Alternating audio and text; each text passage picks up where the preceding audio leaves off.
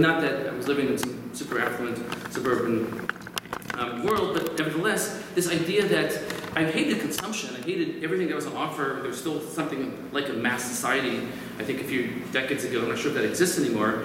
And there was a lot of, and I think their critique of that mass society and of the spectacle, which I'm following on Anselm Yappé. Can we, Eddie? Yeah, which is... Eddie will go and go. Okay. I'm going to jump in. All right, so in other words... wait. What? But hold that thought. I wasn't finished though. It was what segue, it was a detour. It was a detour of all. All right, the punchline is, okay. Tell us again. The punchline is that alienation is something which everybody can experience, even people that are seemingly benefiting from the good stuff of capitalism, which is this consumer society, right? And I feel like they took this to this next level, the spectacle, the commodity form, commodity fetishism, and so the question, I don't know. So we'll leave it at that. But I think where does that go? Where does that compete now? Given that it's not the 1960s in France or in the U.S., things are much more miserable. The reasons to hate capitalism have a lot to do with survival of the planet. Nuclear war, possibly all these other things. Not only or primarily the alienation factor, the fact that we live in a world mediated by images, and they're all related. But okay, go on. Okay. Well, what I want to do is jump in.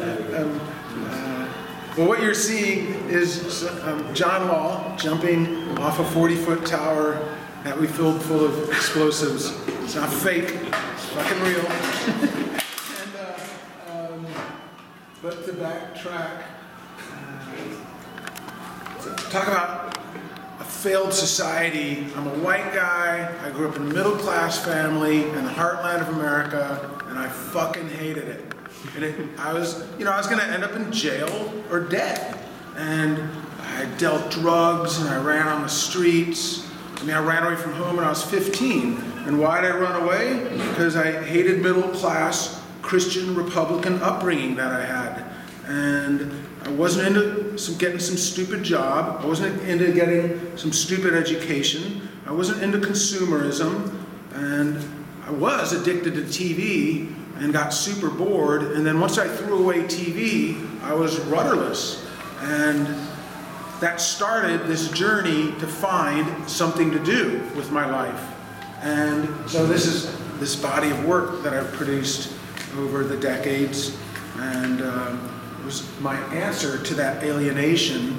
And a lot of it was done in anger, and in joy, and in bliss, and it wasn't until later, much later, that I heard about Situationists, and I thought, oh, they were bummed out, bourgeois French intellectuals sitting around cafes drinking and pontificating. They sort of stood on the sidelines of Paris 68, but were inspired by that. I just remember when I was a kid, I remember Paris 68 and reading it in the news. I was 7, but I remember that, and like going, cool. Even as a little boy, loving anarchy and knowing I was going to side with the freaks, not my Christian Republican parents. So anyway, a lot of us come from this place of alienation that the Situationists so wonderfully, described. This is done in a basement of a museum. I was given a museum show in New Mexico. I got there and they're like, you can't do your show. So I talked him into letting me do it in the basement. And the director ran this flamethrower, and his assistant ran the flapping wings. It's actually, what a great prank in a way to kind of talk them into it. And then the way I talked them into it was like, well, you run the flamethrower. Because all the work, anyway, I make this interactive art and technology work. And so it's always audience-based. And anyway, Eddie. Well, how much did that sell for? Just kidding. Oh, good question. Well, yeah. That's often the question, so we just cut to the chase. Capitalism, and how do you pay for doing a weird body, 36 years of really weird work? Yeah. And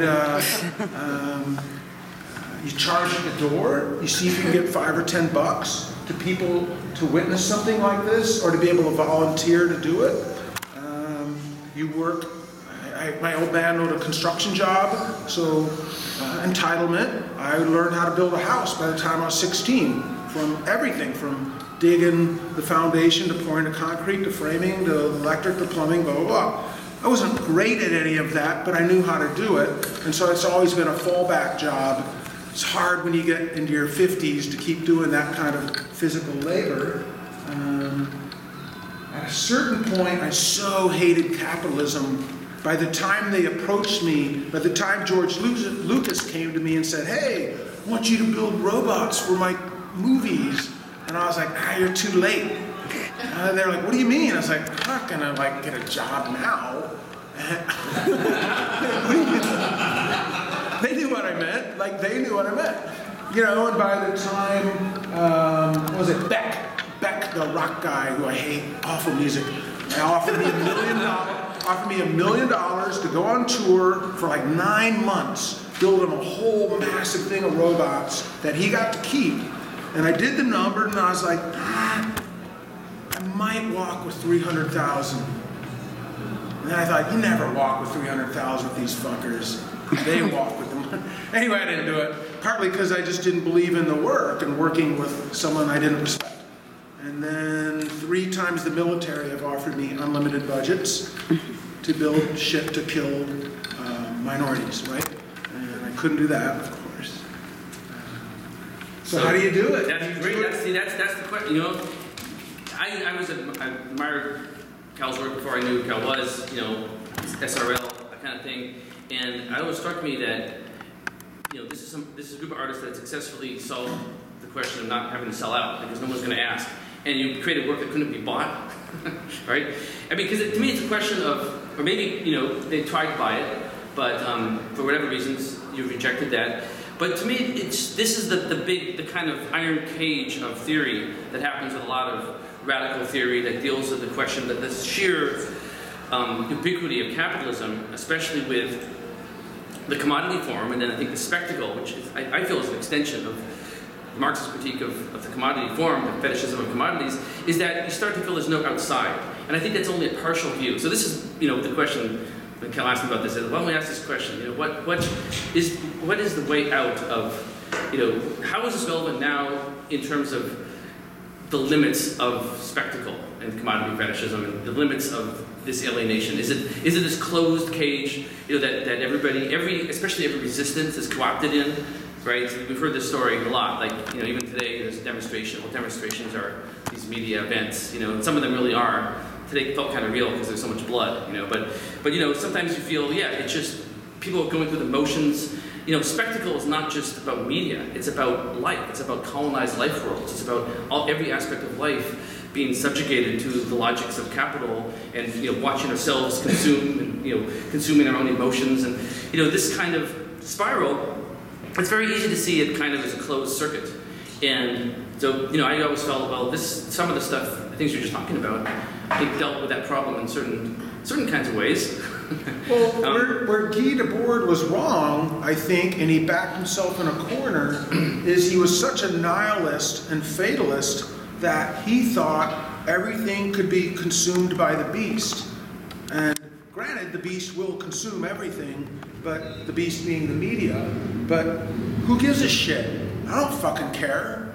I don't care. Like, and so, for instance, in this exhibit is a video of me being interviewed by Fox TV, and many years back I got this award, and then Fox went after me. I was in the National Republic, and they did an article on me, and then Fox called me up, yeah, we want to interview you, and they spun it all positive, and I thought, well, yeah, I want to be interviewed by the Dark Lord, and I'm not going to be afraid, and they can edit it however they want, I know, but it's better to be on it than not.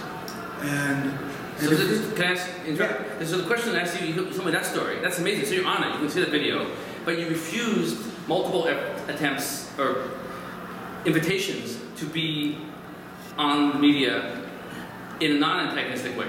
Like, you took that because they didn't pay you and they were antagonistic to you. They were like, here's that was interesting. Right. That was interesting. But there's other opportunities where you could have taken the money and then just like sat there and smiled and said, yeah, I build robots for DARPA or whatever. And he said no. So that to me was interesting, you know, that decision, because, well, go on. I mean, well, in the end, what are you going to do with your life? What is your life work? And what is your footprint on the planet? And how do you want to engage with the planet? And so I always thought my art is part of that. It's this dialogue with the planet. It's this bigger discussion that I have. And with art, you can control it. With Beck, I couldn't control it. With Fox, you can sort of control it. You know, I learned a long time ago with the media, you answer the question you wish was asked, not the question that was asked. And you control your narrative.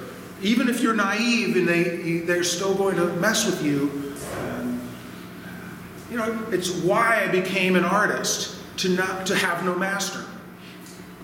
So to me, it goes into this idea again: is the spectacle something which is, because we're all implicit in it and complicit in some ways, and the fact that we enjoy some forms of commodities, we enjoy some forms of consumption, that therefore we're all just.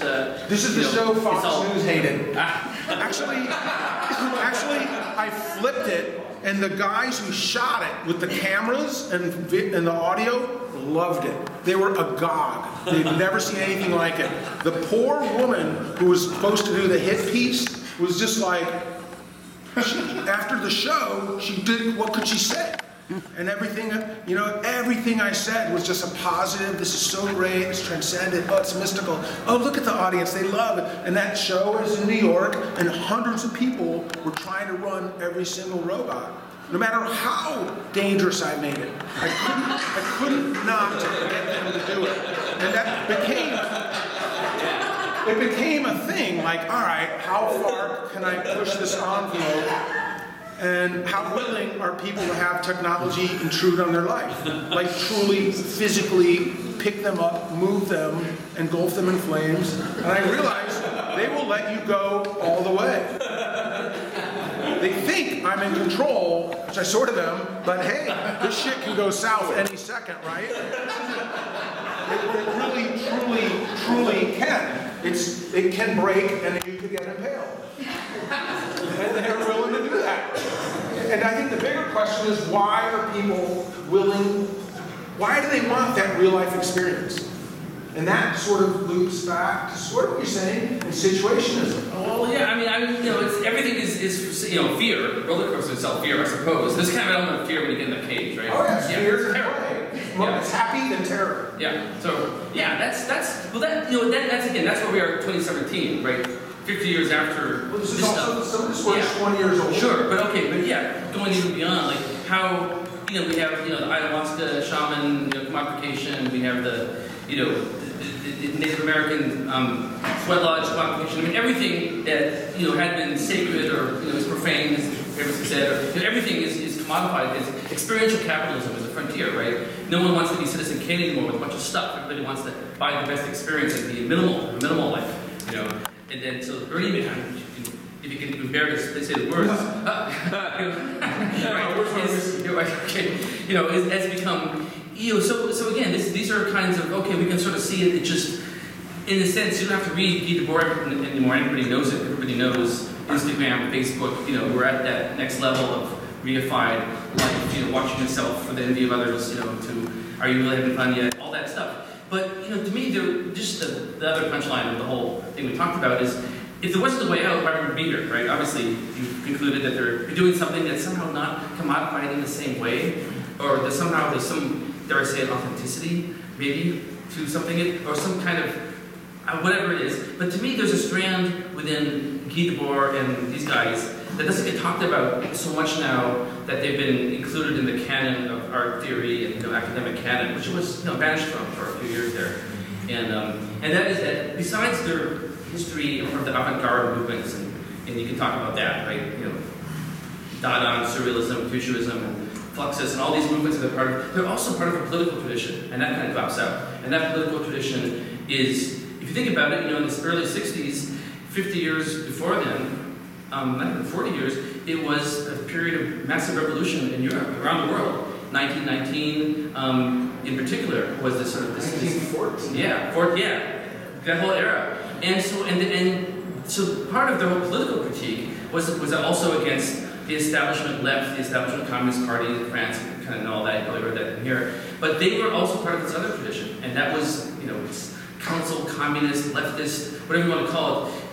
A lot of anarchist ideas, horizontal, and that was something that was always there. And if you don't separate that out, then I think one can see that it's not this like despairing philosophy at all. And it was actually a detonator for society potentially. It's a diagnosis of alienation, and then it's taking you out of it. And so this is kind of a really crude way of looking for a soundbite. Simple. If we think of is the spectacle a site of struggle in the same way that the state is a site of struggle, or commodity is a site of struggle.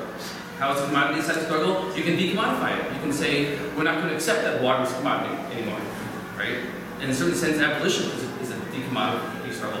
So that's kind of So I'm interested in I think kind of you're trying to do something around decommodifying stuff, maybe.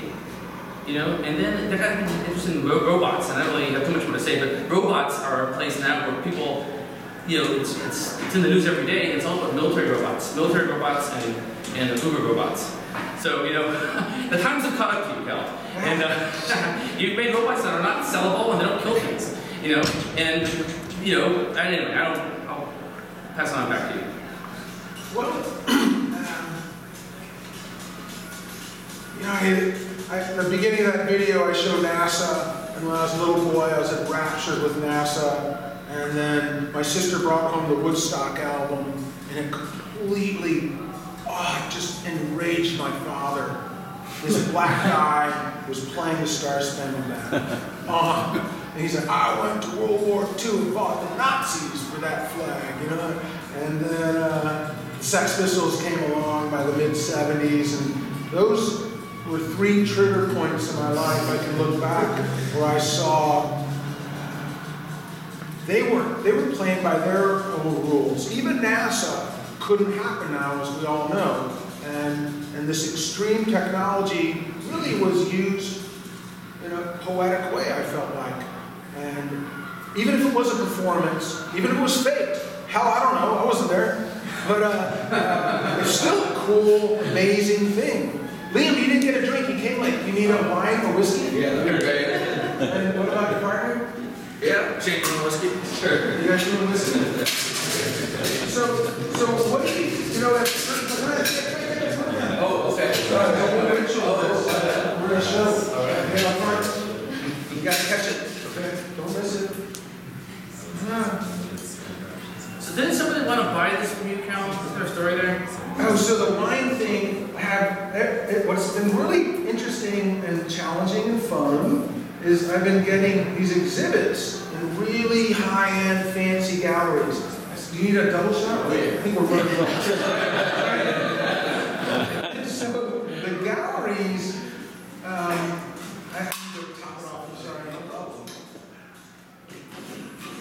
What do I say? So these really nice, kind of cool galleries with these progressive gallery owners sort of know they're not going to sell the work, but it looks good for them to show what is this avant-garde work, whatever it is, and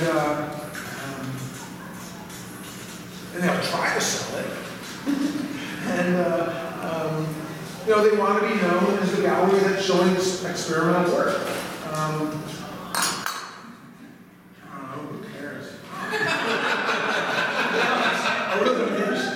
Where is it all? Is it all in a warehouse somewhere? Oh, my work? Yeah, you know where it is. I know who asked that question. But, no, and I cannibalize the work because I run out of room for storing it all. And, just cannibalize it for the next piece. Just try and save a piece for maybe 10 years. There's a couple of the robots I love, so I just can't bring myself to tear them apart. You already work 10,000 hours, like years, literally, on one machine. But to circle back to the Dallas and Swiss, who I love, and what I found out about them after I started making art, I was like, whoa, these guys are punks. They're freaks. They hated the war. They were like radical pacifists who, had to flee their country. In fact, by World War II, they had to flee it twice and run from fascists and often cross oceans to get away from them to be safe. And often I think, I have it hard. Those folks have it hard. This is nothing. And how do you navigate a corrupt, broken system as an artist? And that's probably the biggest challenge for any artist in America, especially if you want to make experimental avant-garde art that people can support. So then you have to figure out, how am I going to fund it? How am I going to stay out of jail and off the streets? Come on, call it what it is. And so you're doing this workaround in this broken system. And it's hard. Like, I mean, I'm 56, I got nothing. I have a beat up truck, I have a motorcycle, I have those because I know how to fix them. And, really I don't have savings, I don't have retirement, I don't have health care. I have this, which is the great journey. And it takes me around the world. I've been on 4 continents, I've had hundreds of shows. It's super hard still. And, as Frank Sinatra said, it is my way. You're right. That's the win, right? That's the takeaway. Who needs drink? So you Buy the whiskey. So Kal, you managed to create robots that both have no exchange value and no use value, except for this one. It's got use value. Right? This is one of the that's one of the questions, right? Capitalism. Well, sure. Never mind. Today, I'm out, have the walking robot with the barbecue outside. Homeless guys are walking up. This is great. You could and immediately they go to capitalism. How could I capitalize on that? And every time I go, why would I do that? I say that to the homeless guys. They're not dumb. They know they're embedded in this broken system that's not acknowledging or helping them. Yeah. Well, so again, they immediately go to that. That's kind of ubiquitous. So going back to that, maybe we'll just a couple more things, and then we want to open it up. But we had this idea. What's changed 50 years since and this stuff really made a big impact next year, 68. So well, one of the things that's changed is everybody's in on the joke now, right? You don't need the whole part of the whole idea of both the kind of radical leftist anti-capitalist, anti-consumer capitalism, but also the kind of mainstream stuff like from Mad Magazine or a lot of popular culture. The bestsellers like The Organization Man, decrying the boredom of middle-class bourgeois life. There was this kind of idea that there's an emptiness through this consumerism. Well, everybody knows that now, and everybody knows that everything has been commodified. And we know that one of the shifts that's happened is you've gone from this kind of mass culture, this century of the self, right? Everybody's got their niche thing, and then it's gotten very high-end. It's all about experience being sold and so on. So we know that's you don't need, in a sense. There's a famous saying, one of the slogans from May 68. I trained my dog to bark at the sculpture. I put a sound sensor on, trying to bark at it, and it turned on.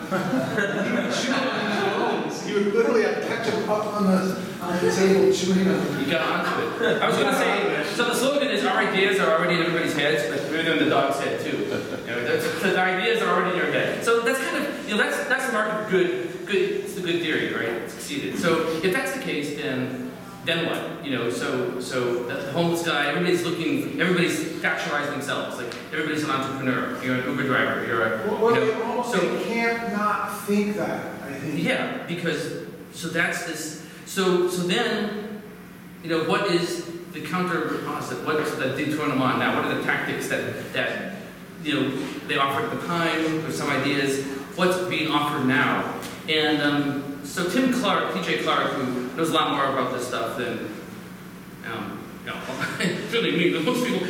He said recently in a talk that I should put it on work that I was looking for, what are the fissures in capitalism? What are the cracks? Where is it? How could the image world fail? What are the failings of the image world? And I think that's how I like to kind of leave it. What are so things? Because right now I think with the robot world it's kind of sinister. Again, I just saw the New York Times had this whole piece on arms fair in Dubai, where all the different countries are selling the weapons, and the big star attraction of these robotic weapon systems, and everybody wants a picture taken with them. So we have that on the one hand, then we have Uber crashing their cars with Meta, and all that. So so robots are getting they're fully engrossed in the commodity world, but specifically around the state, the violence, and then this sort of like micro entrepreneurship of turning everybody into their own little self-exploiting Uber whatever. That's going to be replaced, in fact. So where are the fissures? And it seems to me that actually, if spectacle is a kind of a site of struggle as well as just this thing that we're around, like you chose your battles, and you chose to go on Fox News, but not to do the other. That's where they can leave it. I mean, what do you have to say about the Kendall Jenner commercial?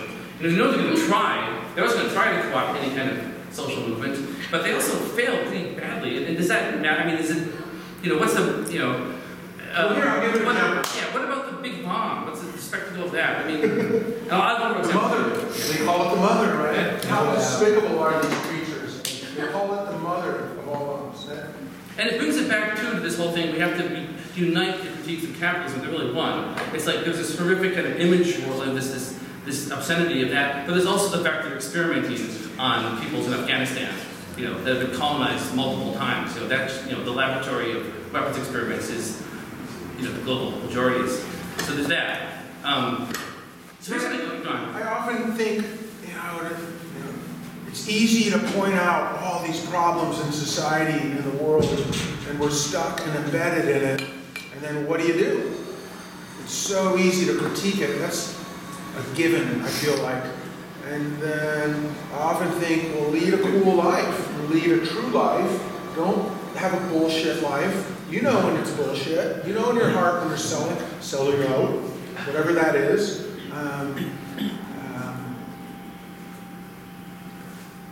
I'm not going to go and fight against America physically with weapons. And so I'm going to stay in the colony here and fight with poetry and magic and set an example that you can have a life outside of the beast. I was offered 2 TV shows in the past year, and one was to do a cartoon show of my scene, essentially this Bay Area robotics scene. And they're like, it'd be like Mark Pauline and SRL. And they had all this money.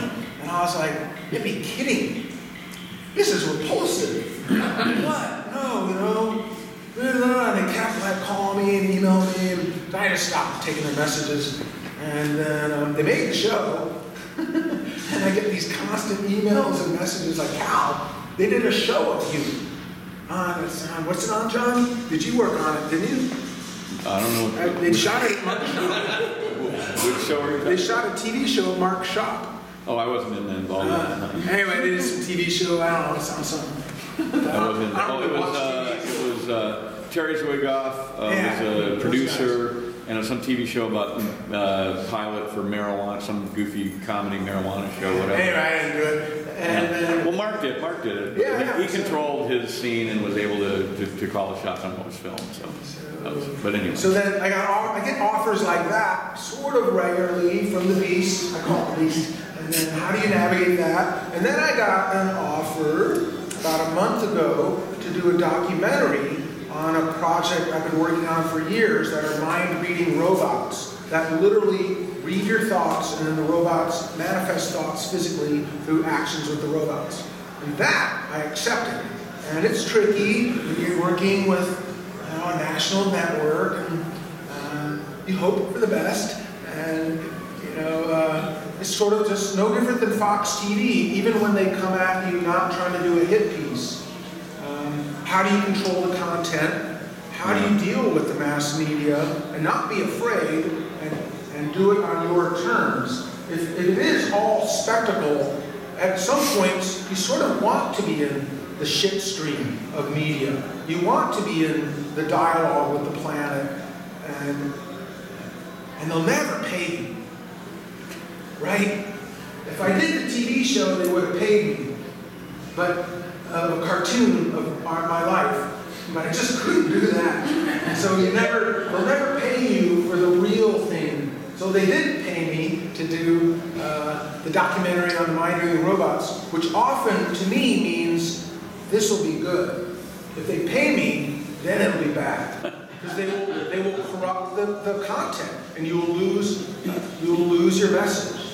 And I don't even know what I'm talking about. Talking about it, you want to make it. We're looking for these fails on the image and how to make it fail. And you your battles, and so we've established that you're not a purist, you're not living in a tree, made shoes made out of bark, like a nothing. There's that solution. So you got to engage in some way, and you have access to the media, which is not the spectacles more, but yeah, the media in some ways, and you can choose that battle. And well, it is a platform, right?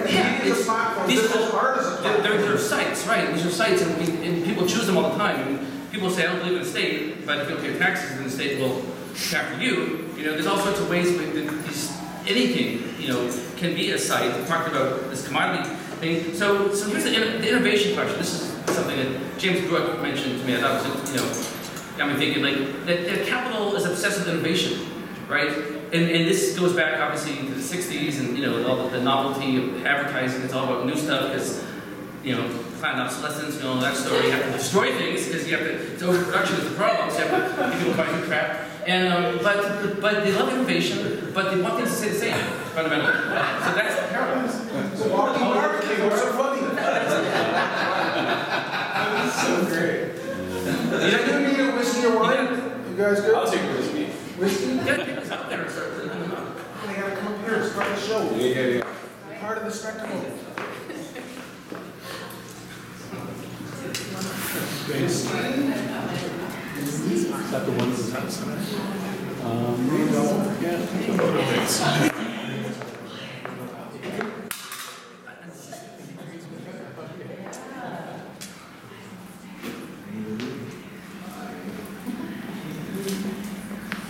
So why don't we just throw this in total chaos and just open it up? It reminds me of it reminds me of this the baboon and salt. Oh. Story where the bushman gives the salt or puts some salt down in a cage for the baboon, and the baboon goes into the cage to get the salt, and then the bushman the baboon can't refuse the salt, so the baboon keeps eating the salt, and then the bushman lets the baboon out when it's really, really thirsty. So the baboon. What the hell are you talking about? The baboon goes to find water, and so the bushman finds the water through the baboon. You're the baboon, but you decided, and you were smart enough to not take the salt. You see what I'm saying? I like salt. Another way to look. Hey, Cal. Another way to look at it. That's what he's saying. Another way to look at it is. That's beautiful. But what do you want to say, John? Jess Unruh, who was the Speaker of the House for the Democrats back in the 70s, he said something, I'm going to paraphrase him, he said about lobbyists. He said, if you can't take their money, eat their food, screw their women, and still vote against them, you shouldn't be in the legislature. So, what a ninja spoke. Master. Yeah, take their money and, bite the hand that feeds you. Yeah. Straight up. Take Well, their of course, fucking money take your money and do what you want with it. When I was offered $1 million from DARPA, I thought, oh, of course, first thing you think is take money and run. But you know what? You think you can't run. You think that's going to work. You think you're going to outfox the fox. Yeah. It's actually not a fox, it's a pack of wolves. Yeah, I know. But I know about maybe, maybe I'm not smart enough or I chickened out. I don't know. I don't think so. You're doing your thing, and it inspires people. I don't regret not taking their money. Yeah. Yeah. Yep. So I'm just curious because this to me seems like an intersection between art and technology, obviously. But because you're situated in the Bay Area where the tech industry is so, so prevalent, I'm wondering if there's some way you're resisting against the tech industry, or if that's part of your premise or motive at all. Well, if you're going to critique something, shouldn't you be right up next to it? And honor it. I love technology.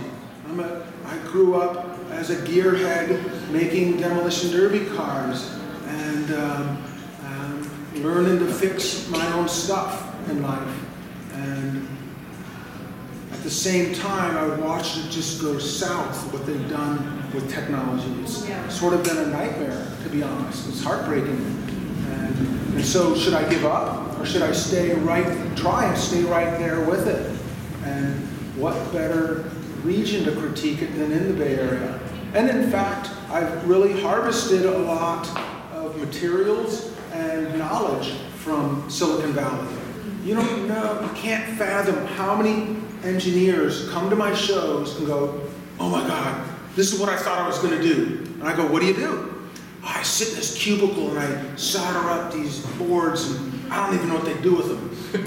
And I go, but you're getting paid a lot, aren't you? He goes, yeah. And I go, but that's not enough, is it? And they're like, no. And so then I go, join me, friend. And some do, some don't, some come by a little bit. Yeah. A lot of them give me a lot of electronics and hardware. They'll come by my shop and they're like, we have a closet full of stuff. I don't bring it. Yeah. And then some of them will come and hang around. There's this guy, John Foote. He's just one of the world's best electrical engineers. In the on the whole globe, it goes around in a circle. John's one of the best. He lives right by me. Anytime I have an electrical engineer problem, I can call John. He will eventually come by my shop. He builds medical robots now. The robots that cut you open and do the operation, that's what John builds. And he helps me, like I'm harvesting that. But people like John are part of my brain trust. And so you can live on the edge of this monster, Silicon Valley, that's really just a bunch of ad agencies. That's all they are. They're stalking they're listening to us now. Fucking stalker, losers. How fucking boring life. You work for an ad agency? Yeah. They're all ad agencies. This is nothing. This is nothing. And you can tell by when their workers come to me going, oh my God, you're doing what I thought I was doing. And so there's a value to being here, I guess. It's that long, rambling answer. Mm-hmm. Ask Eddie a question. He's smart. I'm curious to your point of view as well, actually. That. I know it's funny that all these tech. One thing it's got me thinking about Kal's robots is are they doing anything useful, right? That's kind of useful for him. But every time we hear about a labor-saving technology, an app, it always makes more labor for us, right? Right? We're always on hook. I mean, before the internet, before cell phones, before Facebook, people weren't constantly 24/7 managing their personality profiles or whatever these things. And and you've heard the saying, Cal, if you don't know, if it's too good to be true and it's free, and you don't know what the product is you, right? Like we're for sale. We are quantifying ourselves through all this stuff, and that's kind of the twist. That's I guess the IDF, the Israeli military at one point started reading Guy Debord and Deleuze, and I don't know what but so there's something, maybe so they're and there's this way in which, we're constantly working more, even as we're supposedly having all these things that are practical, that are substituting for this unnecessary stuff. So I don't know where to go with it, except maybe, what's a big technology that can actually be non-profitable, non-commodifiable, and actually make us work less and have more time for that kind of life we talked about. It always comes back to labor, I think, and work. And my mom, the Christian Republican, used to say the same thing. Why don't you make something to wash the windows? They asked, would she ask Rothko or Matisse that? Why don't you paint something to sell tampons? Sure. You'll ask someone who works with technology, but through a poetic way, to help with labor, but would you ask a poet that? Yeah, for sure. Poets do copy for ads and stuff. Sure. That's their day job. Can I say something? David, say something. No, I think the answer here is the question is what I find living in San Francisco is they take the rubric of technology to include all these things. The technology is not this value neutral or politics neutral space. You know what I mean? It's there's technology. It's any more than communication or media is. But it inherently becomes kind of political, right? Everything is political. Yeah. So this is political shoelaces. That's a great technology. At one point there was no shoelaces. Right. That's a great technology. I'm a big pro technology. My shoelaces work fucking great. Yeah. so I don't have a problem with it. It's like, what technology? And then what I hear constantly is like, I'm pro-technology or I'm anti-technology. What technology? For whom? Yeah. Who made it? For what reason? And what's going on in the Bay Area now is they are just obsessed with a certain kind of technology for its own benefit. It must all be, I just read an article the other day, somebody said, well, but what about the fact that all the new apps are just for delivering food? It's like, well, it is making things faster. It's like, well, that's not really a good answer, actually. All you're doing is increasing a service economy, exploiting workers more, a self-exploitation. You know, that political analysis of your technology, of your media, of your communication, of your life, right, never went anywhere. And people think that somehow through technology you jump outside of that. No, it's just fantastic because it's this new thing. That's never been the case. So there's a great socialist saying, sell your labor dearly. And if that's what you have and we're embedded in the system, what is your labor and how are you selling it? And that's your everyday actions. It's not just at the job. What are you doing with your life? What are you doing on your free time? And what are your hobbies? And then how are you applying that? To me, I'm trying to make this magic, poetic, ridiculous, poetry. Yeah, well, you know, I've had a day job my entire fucking life, and that's how I've done it. And I've tried every step of the way, every fucking second, I've tried to maximize whatever money I can make from that and minimize the actual time that I have to do serving corporations, which is what we all have to do in some fashion. We're in this system, we're embedded in it, we can't see a way out of it. So I try to get it, and that number and that amount has decreased over time. The amount of dollar amount you can get as a quote unquote as a tradesman, which I am, has decreased since when I was started in trade in the 70s. In the 70s, if a plumber or a sign hanger like me, or like a carpenter or welder like you, could make enough money to own a fucking house in Walnut Creek, have 2 kids in school, own 2 cars, and his wife didn't work. That was in 1979. Try that now. It doesn't work. So what do you do? What do we do? I think it's a workaround, and you can do it. That's my takeaway. So one of the things that you see in all the stuff around here, I don't know. All the stuff here in the 70s, especially, there's this whole rebellion against work, across this world. It's a lot of, and I think that was a real kind of key thing from the board's politics. It wasn't just the avant-garde art stuff. It was this coming out of this council of communism and this radical tradition that wasn't Leninist. That wasn't like build a state socialist and we're going to exploit the workers instead of the capitalists. It's like, well, what about doing something else with your human creativity other than wage labor? Which means, of course, that there has to be another way we can all survive, right? And that could be NEA grants, which I guess you have to fight over, or it could be now they're talking about guaranteed, social wage, which is this new old idea. But that's always been one of the things that's exciting about that theory that inspired us all was they were not in a dreary old orthodox, leftist thing of like, we just need to have higher wages and better conditions at the factory. It's like, in May 68 in France, the workers, the unions made a deal with the government, the Communist Party, they're going to have higher wages, and they stayed on strike because it wasn't about, the conditions of their alienation. It was about a much more radical thing, and that's what I think, the robot thing specifically, it gets into this a little bit because, for how many science fiction books have been about robots can do all the work? And right? And let's focus on your life for a second, not for me. But you've led an amazing, epic life. You've done your workaround. You traveled the globe speaking. You've written a bunch of books. You're a known scholar in your field. You are fighting to save the environment. And you're a great case study. Well, I don't know. I mean, come on, you've done it. Well, I mean, we're in the Bay Area because I'm from here. So you're not homeless. You're not in jail. But here's the compliment. We're all in the same boat. We're all bargaining at the SF Art Institute for this contract. And Chris Carlson, who has a lot of his work here, he was like, don't deal with the SEIU. They're just a bunch of absolute Democratic Party hacks. They're going to just take you, all they want is membership. They're going to throw you under the bus. It was all true. And it was also true that we used that and the people that worked with are great, the organizers, and they did get thrown under the bus by the central committee of the SEIU. But we did get a contract, right? We got a contract back for 3 years of that.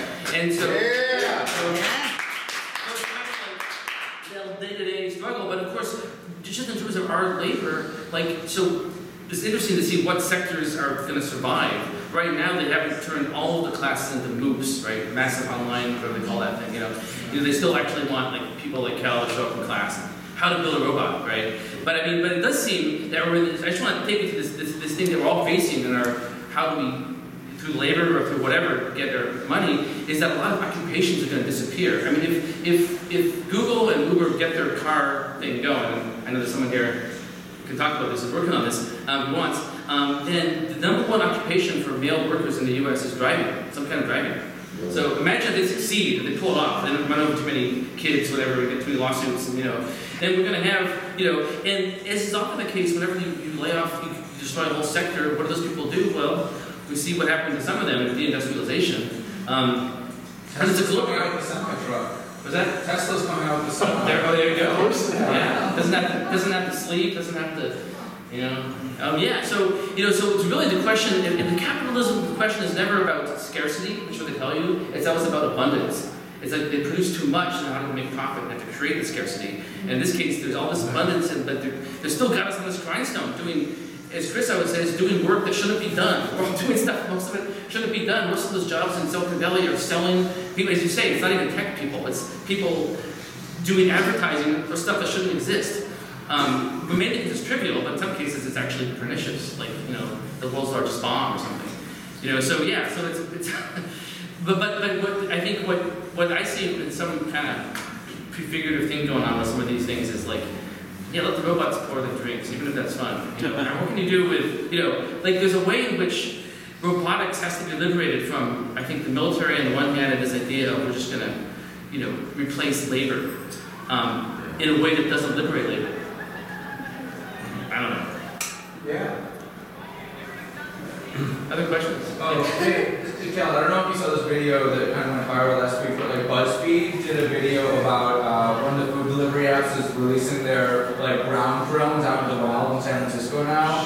So it's like basically like where normally you would give like a food delivery person like a bag of food, and instead now you put it in this like little plastic tank, and it like goes through the streets of San Francisco and delivers the food. And in the video that they showed, like the human food delivery people were like screaming at the robots. They were like, "Fuck you, robots! Stay on my turf!" So I was just wondering, like, if you might build something to like stop the robot food delivery drones, or Unionize the robots. Unionized robots. Yeah. Well, I heard about that. I haven't seen the video. A great friend of mine, a collaborator, Mitch Altman, came up with this invention called TV Be Gone. Yeah. And it's a remote control you can carry in your pocket, and it'll turn off any TV anywhere. So of course, Mitch and I thought, drone be gone. Whoa, there you go. Falling out of the sky. I just remember somebody already made a meme of Richard Spencer on one half and this delivery tanker on the other, and it says, "Punch a Nazi, kick a robot." Oh, that's a well-rounded day. Thank you for bringing it full circle today.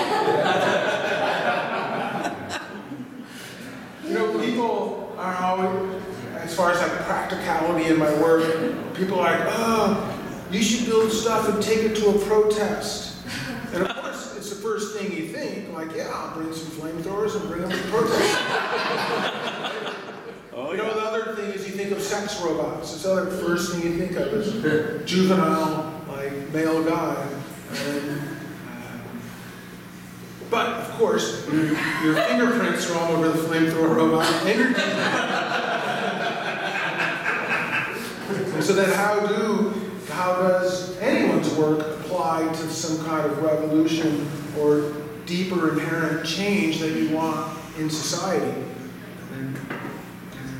And maybe it's not as practical and straightforward as a machine that does X, Y, and Z. In fact, it's sort of more interesting to stay in this poetic realm, I think, that sort of perverts the whole idea of consumerism and the roles of technology in our lives. Here's an idea. So we always Good ideas. Here's an idea. I don't know if we can pull it off, but it could be low budget though, maybe. So we always have robots replacing workers, right? Why not robots replacing capitalists? Right? Well, Because what's gonna replace they're robots? proved to death. That's what hedge funds use. I know it's not use algorithms, but they still get paid. So you can say, wait a minute, just make it a little more open because we all know that, right? It's all a lot of these things. It's all Maybe they already have golden robots text. for But capitalists. the reality is, I mean, so capital is still absorbing the great surplus of the planet. But when we talk about robot workers, well, poor workers, we have to displace them because there's robots.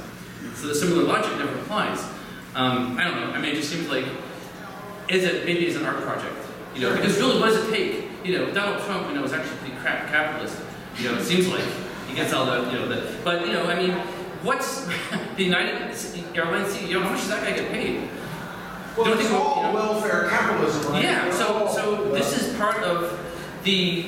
I guess if you could say if a political battle is exposing inconsistencies, usually it doesn't work morally because we have an amoral system. You can't, hypocrisy and so on. But there is still this thing that a lot of people believe, and not just neoliberals, and people believe somehow that there's some sort of meritocracy, work ethic. Somehow, maybe CEOs shouldn't get, 300 million, maybe 30 million, but just to show just really what is it that they're doing, especially in finance capital, because I think there's a way in which, as we learned with the debt, all that work on debt, David Graeber's great point about debt is people have this idea of debt that goes back to pre-capitalist world where you think, well, that's my honor and all these other values other than monetary, and that's why they'll pay their student debt until the cows come home, they'll honor that debt, even though capital doesn't, and even though, in fact, that's not the nature of debt historically as it's ever been. So, I don't know, I just feel like there's something there. We always have robots doing like these menial tasks. Why don't have robots doing things like there was I was listening to this not to snitch on myself, but NPR program. Asshole. On my way to work, and they had this segment all week about jobs that cannot be replaced by robots. Which are what? And one of them was the CEO, but it was all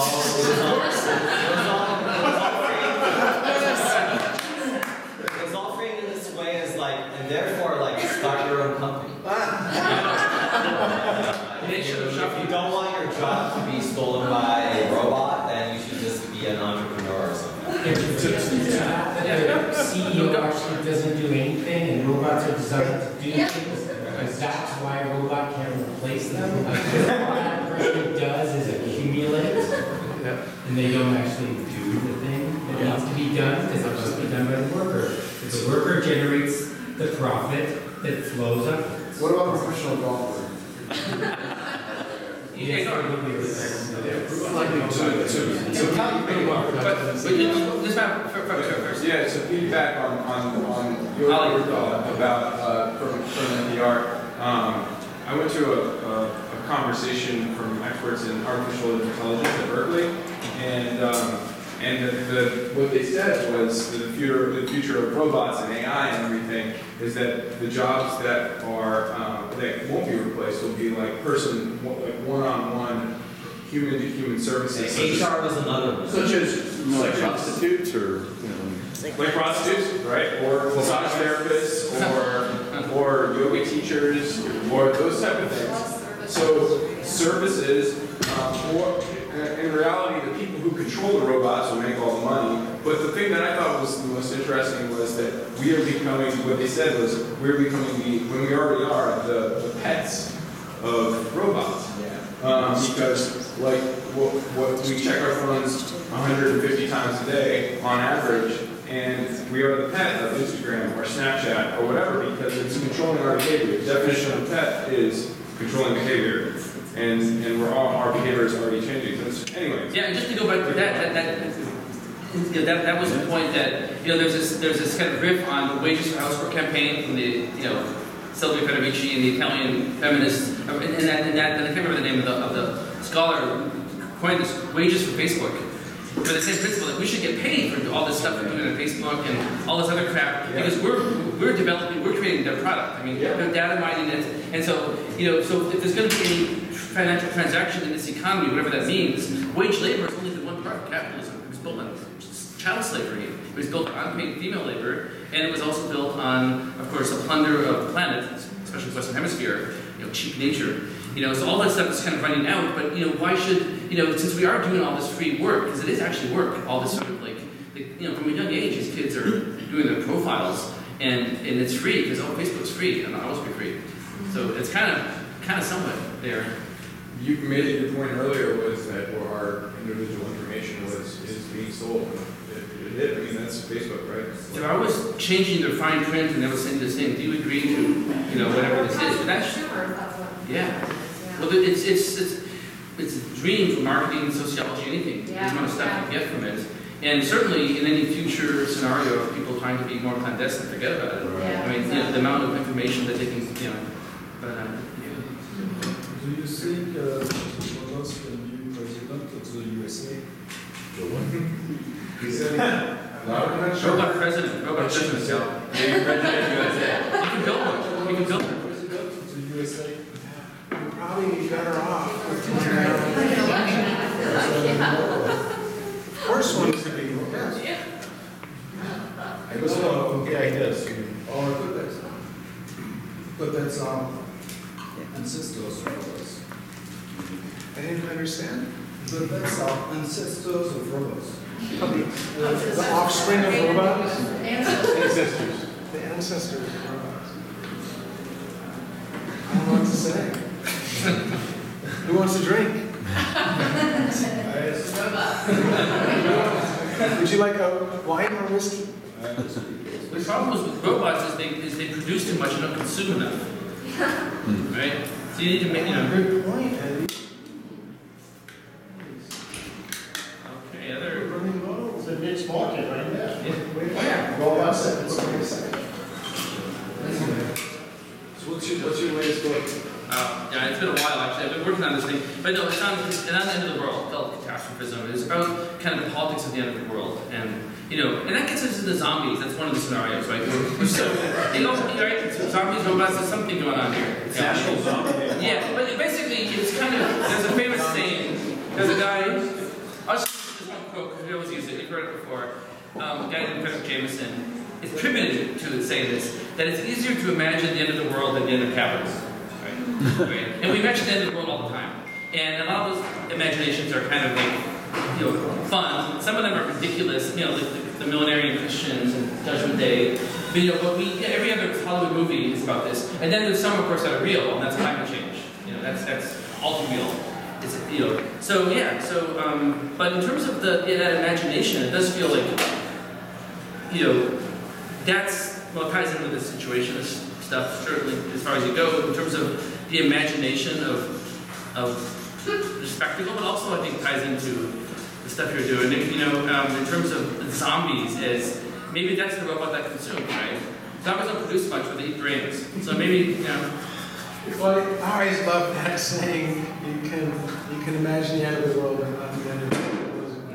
because it's so obviously true. And because you say, well, why don't we do something differently? Why do we have to have these assumptions about human nature and we're all going to be in this Hobbesian competition and that each against all and so forth? Well, that's not realistic, and so forth. But it's very realistic to talk about choose your poison of it, apocalypse. Robotic warfare, that's a particular apocalypse. We talk about that as far as the spectacle of war. I don't know where you want to go with it, but it does seem to be getting closer and closer. And I know that DARPA is, do they patent this kind of stuff? Do they that's all their... There's tons of DARPA in the Bay Area. My God, it's all over the mission. And anyone who's working for them, they do own whatever is produced in that workshop or that. Somebody asked what's DARPA.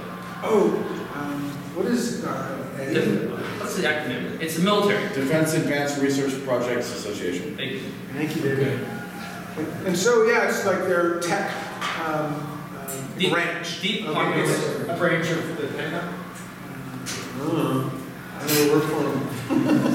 It's the Dark Lord who's got endless money to kill people Well, it's the corporate military educational system, like Nexus, where they, the Stanford and places like that, you see, these guys that design shit even make magazines. to blow people up. The Maker Faire got their, when they exploded, it's because they got DARPA money, and they went for it. And it's pretty hard to dodge that money in society. Why are they so into making videos of them kicking robot dogs? Good question.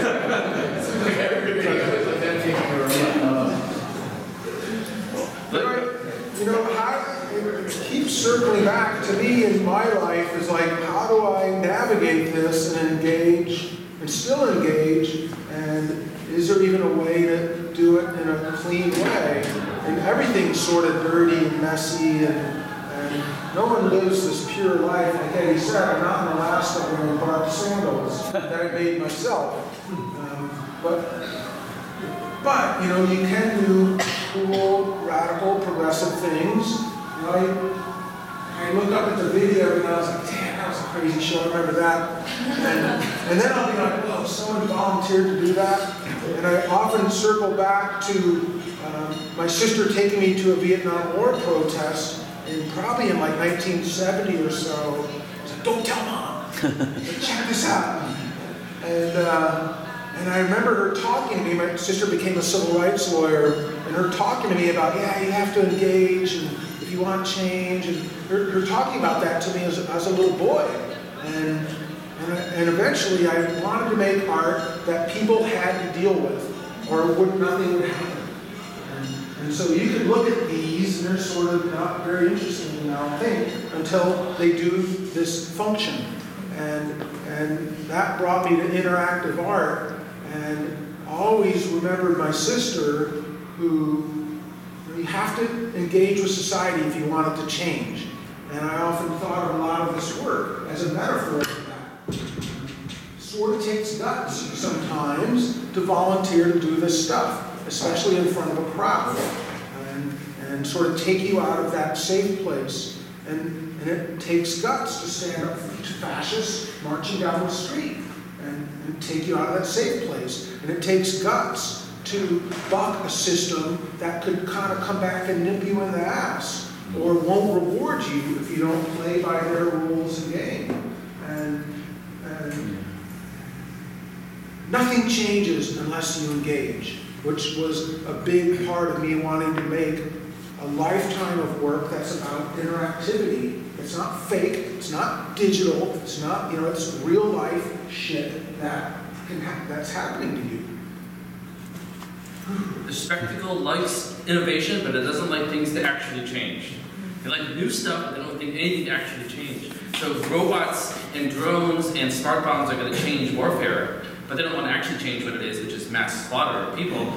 But the spectacle, if it's decided to struggle, gives us this sanitized warfare. You all saw Brian Williams, who talked about the beauty of our bombs, quoting Leonard Cohen, which again, I think is a very Debordian point in terms of post-irony, right? Yeah, right? The beauty of our bombs. This is an MSDNC, by the way, not Fox News. So that's robotic warfare. Supremacy from above, drones. So I kind of think, just getting the robots a little bit.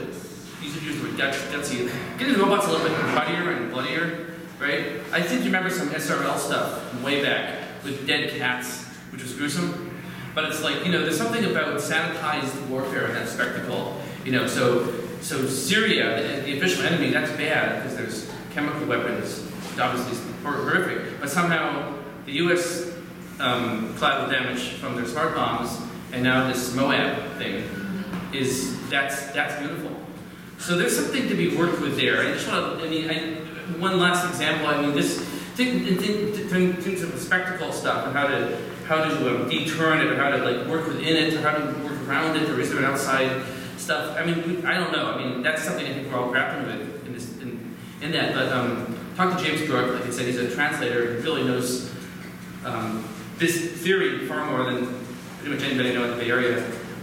And he asked us an example, and he actually came up with the immigrant protests at the airports as really kind of messing with this spectacle. I guess didn't have to really go into it, but there's this spectacular kind of image world of the dangerous immigrant, and then of course the compliant Americans, and there's these new rules, and people just went to those airports.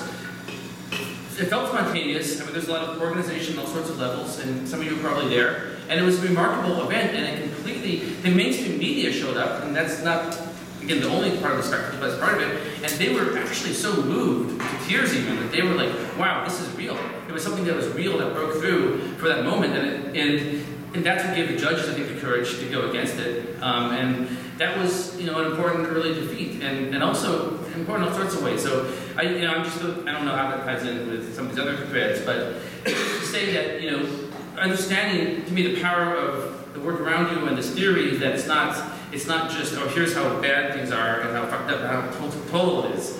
It's very totalizing. But there's also, we got to remember, capitalism can't go on forever, and the spectacle can't go on forever, and it's all sorts of vulnerabilities, and you don't necessarily know when you see them. But it's kind of crumbling all around us in some ways, and everybody's in on the joke. Used to be advertisers talked about the knowing wink. Back in the 60s, there was like, buy this stuff and it'll make you like sexier. And now that we all know that's bullshit. So now it's the knowing wink. So 25 years ago, Spike Lee was like, buy the Air Jordan sneakers, you're not going to be my Jordan, right? What makes you say that it's crumbling? Well, I mean, simply I feel like in some ways, just with like surveillance technology, it's more, total. I'm saying legitimacy is crumbling. I think in terms of spectacle stuff, I think part of it is, we know that in terms of the theory of our time, the philosophy of our time, we call it neoliberalism. When Ellen Greenspan, 10 years ago almost, said, everything I've believed in my whole life is a lie. And he was a literal disciple of Ayn Rand, And, okay, so he basically acknowledged this is all bullshit, right? And this is years of activism and Seattle and globalization. So that stuff, that was destroyed. It doesn't hold water, but it lives on. It's a zombie. That's why we're in zombies, because the Democrats won't even talk about Keynesianism, social democracy. They'd rather go Trump than burning it, right? Yeah. So, yeah. Don't you think capitalism is engineering its own demise by doing away with their customer base, by completely supplanting their labor base with machines? I mean, we're doing away with it. So, in the long run, to be an optimist, okay, which is not that easy these days. How about if in the long run it just is a tool that helps us to completely drop our populations down to a sustainable and sane level? And not to burn up all the fucking fuel around us. I mean, isn't that a possible? Yeah, I mean, isn't that a possible eventuality that technology might help with in a way? I mean, I don't know. No, it is, but the key question is whose population, right? That's the key question. Every time we talk about we, it's like who's the we? Well, they're gearing up to have us poor people kill each other right now by making us fight the white working class in the center part of the country. Yeah, and make us hate each other, and it's working. It's fucking working. So that's kind of, yeah. So that's Let's go fight them. Let's go fight those Nazis. It's a scenario, but but that's right. I mean, that's where again that imagination takes us. But it could go in a different way. If we talked about earlier, like the connection between wage work and sustenance is not working for anybody. But yeah, I think part of when Mike Davis talks about surplus populations as the issue around the fact the planet of slums that Yuen report. That is the way I think our masters think about this. Yeah. And that's pretty, so, and that absolutely, they doesn't don't give a fuck about us. Right? We kill each other. They laugh when we fight the cops. They think it's fucking funny. Well, every week, I think there's in the media, there's a message showing you that it's not working. And last week was a guy getting dragged off a plane. And that's complicit with... A doctor getting dragged off a plane. It's okay. Don't you get a talk here? Didn't you get a chance? No, sorry. John Law, ladies and gentlemen, John Law. It's a corporation and a state, the militarized police, just going insane and dragging people off mass transit with everyone getting their cameras on and not giving a shit. And just really like, no, it's a failure on level of spectacle because you're not supposed to see as Monty Python said, the violence underneath the system, right? You're not supposed to see that. But and then all of a sudden it's like, oh yeah, so you oversaw his flights and and that's sort of so that. And then the sad part is everyone blames the corporation, which of course are a bunch of jackals preying on us and exploiting it, but really it doesn't work without complicity with the police state. And the cops marching on and going, we do whatever we want. We're the head bullies and dragging the guy And off. see, Cal, that's exactly what Liam's question about crumbling. I'm talking about legitimacy at the level of spectacle, which is that if a well-run system, one of it's in its prime, even when the situationists are taking their cracks at it, they were like, it was like, oh, we're not supposed to see that. You're not supposed to see that violence. That happens somewhere else, right? That happens, over there. Where those people are tribal, or that I was fighting, or whatever. There's some, But when you start seeing it, and people could relate, right?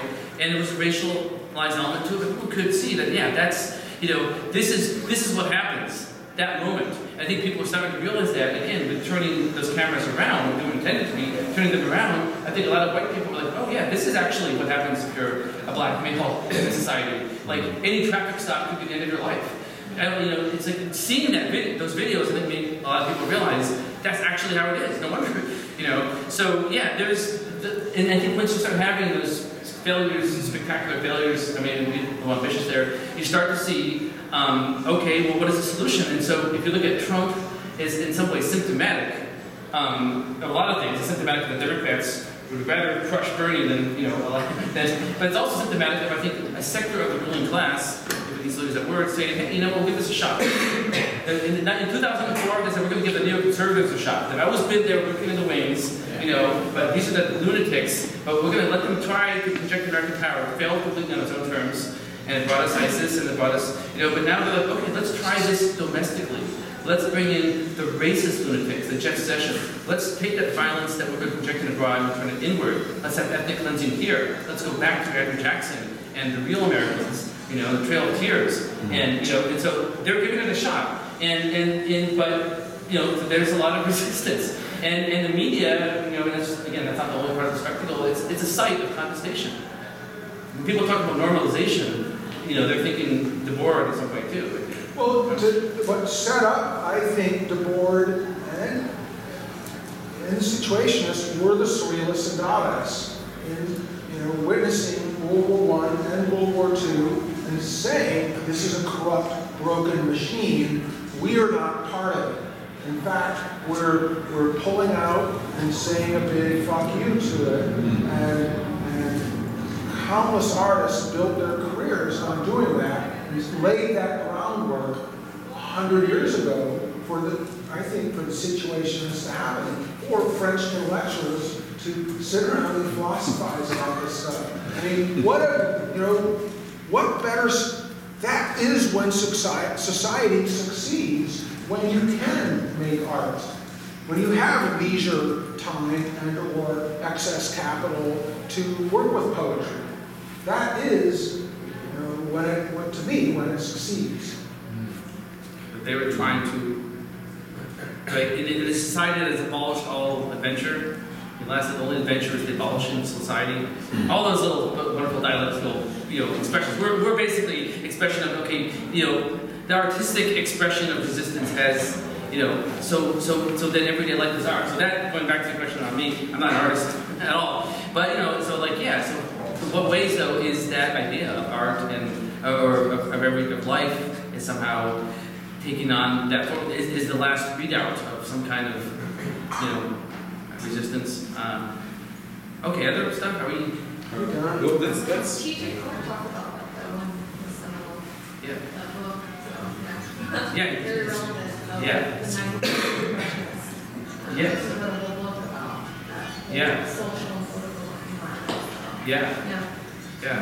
The painting of modern life, But again, I think the Dadaists didn't maybe fully realize, Duchamp, that that stuff could be commodified. They thought, this is fuck you, this is our. Duchamp realized that. He did. He definitely realized that. Maybe not fully extent. I think he did. Otherwise, we would have created this elusive sort of character, personality about him, right? I think part of it is that He was part of his own. Yeah. But still, I think there was a way in which, scandalizing the bourgeoisie, that's the whole, and that's the whole thing around. It's a fine line, Yeah. And so this gets into this question around resistance and cooptation, and they use the term recuperation, but my understanding is, anyway, okay, here's a final quote, right? Walter Benjamin, every artifact of civilization is simultaneously an artifact of barbarism, right? That's a good one. Yours are both. Yeah, well, and with the, pour the whiskey. Suicidal note.